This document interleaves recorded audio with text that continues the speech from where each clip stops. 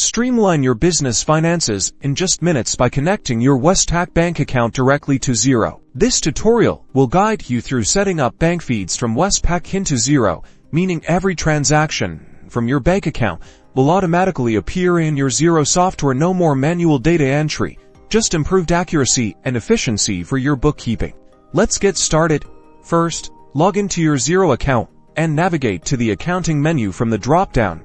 Select Bank Accounts. On the Bank Accounts screen, click the blue button that says Add Bank Account. This will open a new screen where you'll find a search bar.